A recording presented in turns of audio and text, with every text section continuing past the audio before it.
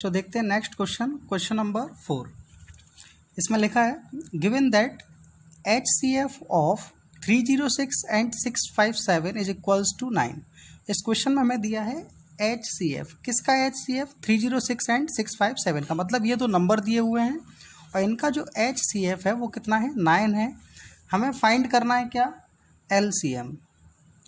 तो LCM उन्हीं numbers का निकालना है। देखो यहाँ भी 306 657 है, यहाँ भी 306 657 है। तो इस क्वेश्चन में हमको क्या क्या दे दिया पहले वो देखिए। तो हमको दोनों नंबर दे दिए हैं और HCF भी दिया हुआ है। हमें क्या फाइंड करना है? LCM फाइंड करना है। तो यहाँ पर क्या क्या दिया देखो यार। तो फर्स्ट नंबर देख लेते हैं भाई।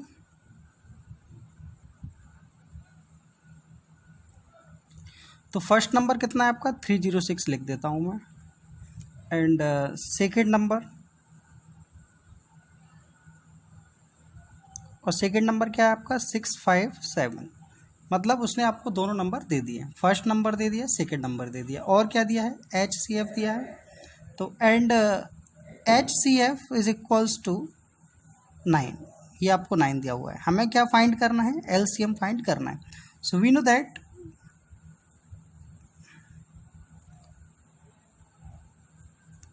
मुझे लगता है इन सभी का एक रिलेशन है जो आपने पढ़ा होगा। अगर कभी भी आपको दो नंबर दिए हुए हैं, अगर LCM या HCF में से कोई एक चीज़ दिया और दूसरा हमको फाइंड करना है, तो इनका एक रिलेशन है। वो क्या है देखें, LCM into HCF is equals to product of two numbers.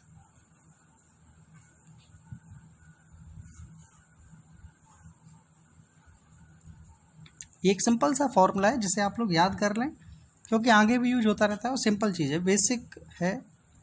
तो LCM into HCF is equals to product of two numbers. Value put करते हैं। LCM है क्या हमारे पास? नहीं, हमें फाइंड करना है। तो LCM फाइंड करना है तो LCM के प्लेस पे आपका LCM लिखा रहेगा। HCF क्या है? दिया हुआ है क्वेश्चन में, कितना दिया है? 9। यहाँ पे हमने लिख दिया है 9। प्रोडक्ट ऑफ टू नंबर्स, मतलब आपको क्वेश्चन में जो नंबर दिए थे उनका मल्टीप्लाई कर दीजिए। तो क्वेश्चन में क्या नंबर थे हमको? 306 और 657 हमको दिए हुए थे। तो मैं मल्टीप्लाई कर देता हूँ। 306 इंटू 657। तो आगे देखें बच्चे, LCM हमको निकालना है। कई बार बच्चे क्या करते हैं, इनका मल्टीप्लाई करके डिवाइड देते हैं। ऐसा नहीं करना आप। कभी कभी क्या होता है, कैलकुलेशन सिंपल हो जाती है। अगर हम इस 9 को नीचे ले जाएं तो शायद कुछ कैंसिल होकर हमारी जो कैलकुलेशन है वो सिंपल हो जाए। तो हमें क्या करना है कि अभी इनका मल्टीप्लाई नहीं करना है, इन्हें जैसा है आप वैसे ही लिख दीजिए और 9 को नीचे लिखिए। तो इसके बाद क्या होगा, आपकी कैलकुलेशन थोड़ी सिंपल हो जाएगी आगे के लिए। तो 306 इंटू 657, तो ये मल्टीप्लाई में 9 है। अगर इक्वल में दूसरी तरफ आता है तो डिवाइड में चला जाता है। मल्टीप्लाई में अगर नंबर होता है LHS में, अगर आप उसको RHS में ले जाएंगे तो वो डिवाइड में जाएगा। तो 9 आ गया आपका कहाँ पर? नीचे। अब 9 का डिवाइड किस नंबर में जाएगा ये कैसे पता लगाएं? तो हमने पढ़ा है, पहले मैं 3 के बारे में बता दूं। हमने ये पढ़ा था कि अगर कोई भी नंबर दिया हुआ है तो डिजिट्स का सम अगर 3 से डिविजिबल है तो नंबर 3 से डिविजिबल है। इसी तरीके से अगर डिजिट्स का सम 9 से डिविजिबल है तो नंबर 9 से डिविजिबल है। तो यहाँ पर पहला नंबर देखें 306 है। अगर मैं 3 और 6 और 0 को ऐड करता हूँ तो 9 आता है। ऐड करने पर 9 आ रहा है डिजिट्स को, तो मतलब 100% 9 से डिविजिबल होगा। क्या ये भी जाएगा? इसको भी चेक कर लेते हैं। 7 और 5 आपका क्या हुआ? 12। और 12 और 6 क्या हुआ? 18। तो इसमें भी डिवाइड जा रहा है। इसका मतलब आप किसी भी नंबर में डिवाइड दे दीजिए। तो मुझे ये सिंपल लग रहा है थोड़ा सा, इसलिए मैं इसमें डिवाइड देता हूँ।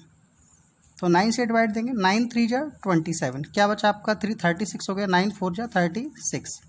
तो LCM क्या होगा जरा देखें। तो हम मल्टीप्लाई करेंगे इन दोनों का। 34 इंटू 657।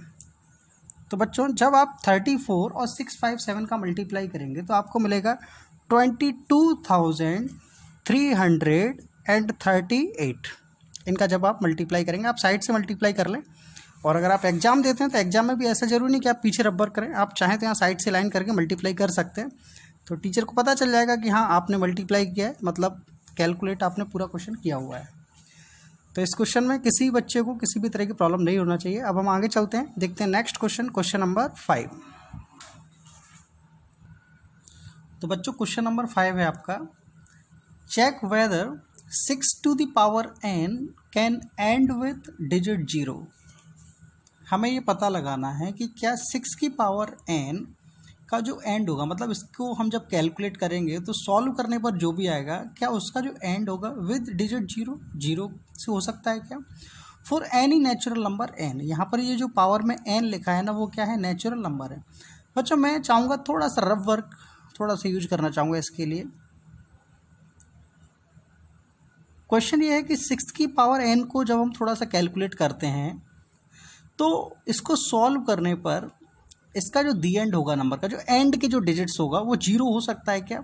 यहाँ पर एन क्या है, नेचुरल नंबर है। बच्चों हम सभी जानते हैं कि अगर एन एक नेचुरल नंबर है तो नेचुरल नंबर कहाँ से स्टार्ट होते हैं, 1 से होते हैं। तो 1 2 3 4 ये सभी जो हैं बच्चों आपके क्या हैं, नेचुरल नंबर हैं। तो अगर मैं 6 की पावर 1 लिखता हूँ तो बच्चों क्या आएगा, 6। 6 की पावर 2 लिखता हूँ तो क्या होगा, 6 इंटू 6 इक्वल्स टू 36। मतलब आप 6 की पावर कुछ भी रखिए, जीरो नहीं आ पाएगा लास्ट में। ऐसा क्यों हो रहा है, क्यों जीरो नहीं आ सकता, इसके पीछे क्या रीज़न है, ऐसा क्वेश्चन हमारे दिमाग में बनेगा। तो उसके लिए मुझे लगता है हमें ये सोचने की ज़रूरत है कि जीरो आता कब है। बच्चों हम सब जानते हैं कि जैसे आपको एक डिजिट दिया है 2, तो मेरा क्वेश्चन ये है कि 2 में आप किसका मल्टीप्लाई करोगे कि जीरो आ जाए, 5 का। बच्चों अगर आपको 5 दिया है, मान लीजिए क्या दिया है आपको, 5, ये 2 नहीं आना चाहिए। 2 के प्लेस पे कोई और दूसरा प्राइम नंबर उठाइए आप। आपने कहा सर मैं 3 ले लेता हूँ, अगर आपने 3 लिया तो क्या जीरो आ सकता है, नहीं आ सकता। चलिए 5 के साथ मैं 3 भी नहीं, एक और प्राइम नंबर कोई देखता हूँ, मैं 5 के साथ 5 ही ले लेता हूँ, तो जीरो आ सकता है क्या, नहीं आ सकता। मैं 5 के साथ 7 लेके देखता हूँ, 5 7 या 35। मतलब ये हुआ कि मैं 5 के साथ 2 को छोड़कर कोई भी प्राइम नंबर ले रहा हूँ तो जीरो नहीं आ रहा।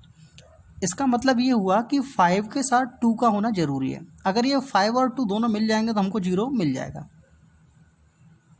नहीं समझे, मेरा कहने का मतलब ये है कि हमें किसी भी नंबर के लास्ट में जीरो कब मिलता है, जब वो नंबर कहीं ना कहीं उस नंबर में 2 और 5 इंक्लूडेड हो, मतलब 2 और 5 का पेयर जरूर हो।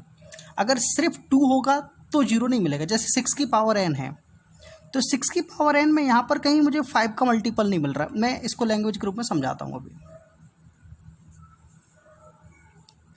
तो बच्चों एक चीज़ हम जानते हैं, वो क्या है, we know that if a number,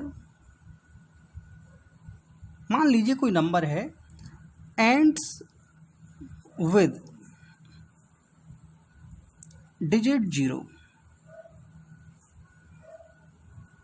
अगर आप चाहते हैं, ये जीरो मैंने लिख दिया ब्रैकेट में, if a number ends with digit zero, आप चाहते हैं कि कोई नंबर है उसका जो एंड है वो किससे हो, जीरो से हो, देन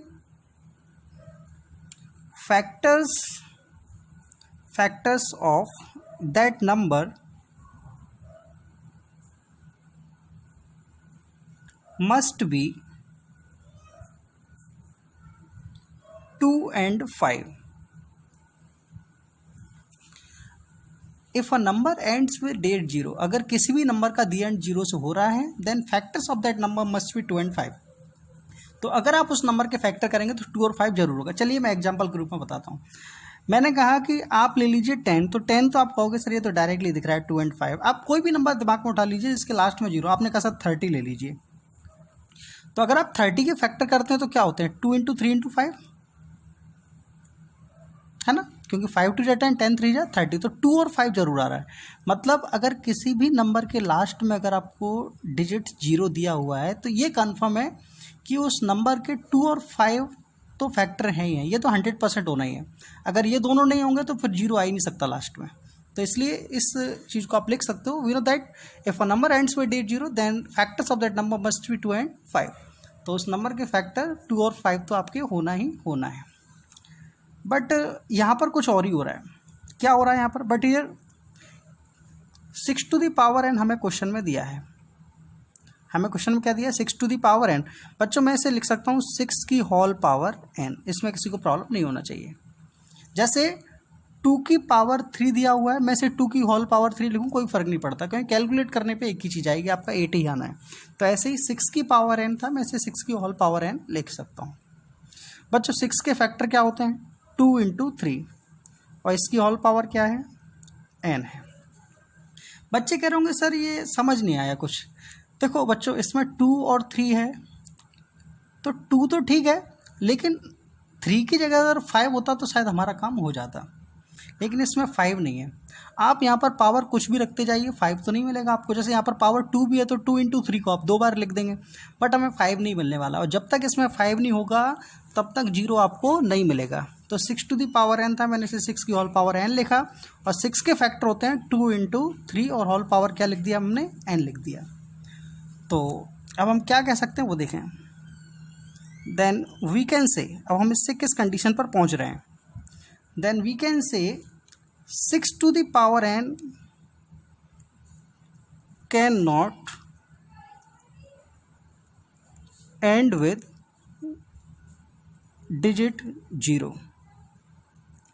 6 की पावर n का जो दी एंड है वो आपका कभी 0 से नहीं हो सकता। क्यों नहीं हो सकता?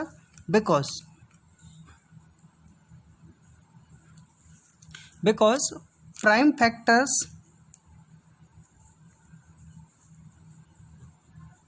of 6 to the power n do not contain pair of 2 and 5 भी लिख सकते हो, 2 × 5 भी लिख सकते हो। तो we can say 6 to the power n cannot end with digit 0। तो अब हम ये कह सकते हैं कि 6 की पावर n का दी एंड 0 से नहीं होगा, क्योंकि इसमें 5 नहीं है। तो इसको मैं लिख सकता हूँ क्योंकि prime factors of 6 to the power n, क्योंकि 6 की पावर n के जो प्राइम फैक्टर हैं do not contain pair of 2 and 5, वो 2 और 5 का पेयर कंटेन नहीं करते हैं। तो अगर 2 और 5 का पेयर नहीं है तो 6 की पावर n का दी एंड 0 से नहीं होगा, अगर आप इसको कैलकुलेट करेंगे। तो इस क्वेश्चन में अगर कोई और भी प्रॉब्लम हो तो आप कमेंट करके बता सकते हो। वैसे तो मुझे नहीं लगता कोई प्रॉब्लम बचना चाहिए, बट मैं एक बार और इसको एक्सप्लेन कर देता हूँ। इस क्वेश्चन में लिखा है check whether 6 to the power n can end with digit 0। ये पता लगाइए क्या 6 की पावर n का दी एंड 0 से हो सकता है। यहाँ पर n क्या है, एक नेचुरल नंबर है। तो बच्चों अगर किसी भी नंबर के लास्ट में 0 दिया है तो वो 0 तभी आएगा जब उस नंबर के 2 फैक्टर हों, 2 और 5, है ना। तो अगर उस नंबर के 2 फैक्टर हैं 2 और 5, तभी लास्ट में आपका 0 आएगा। तो we know that if a number ends with digit 0, अगर हम ये कहें कि किसी भी नंबर के एंड में 0 आ रहा है, then factors of that number must be 2 and 5। तो ये तो पक्का है कि उस नंबर के फैक्टर 2 और 5 होंगे। लेकिन यहाँ पर कुछ और ही हो रहा है, क्योंकि हमें नंबर 6 की पावर n दिया है, तो मैंने जब 6 के फैक्टर किए तो 2 × 3 हुए, इसमें 5 नहीं आया। 5 नहीं आ रहा तो मैं ये कह सकता हूँ कि 6 की power n can not end with digit 0। तो 6 की पावर n का दी एंड 0 से नहीं होगा। क्यों नहीं होगा? Because prime factors of that number, कौन सा number, 6 to the power n, do not contain pair of 2 and 5। क्योंकि 6 की पावर n के जो प्राइम फैक्टर हैं वो 2 और 5 का पेयर कंटेन नहीं कर रहे, इसलिए हम कहेंगे कि 6 की पावर n का दी एंड 0 से नहीं होगा। बच्चों रटने की ज़रूरत नहीं, चीज़ों को समझने की ज़रूरत है। अब हम आगे चलते हैं, देखते हैं बच्चों इसका अगला क्वेश्चन नंबर 6।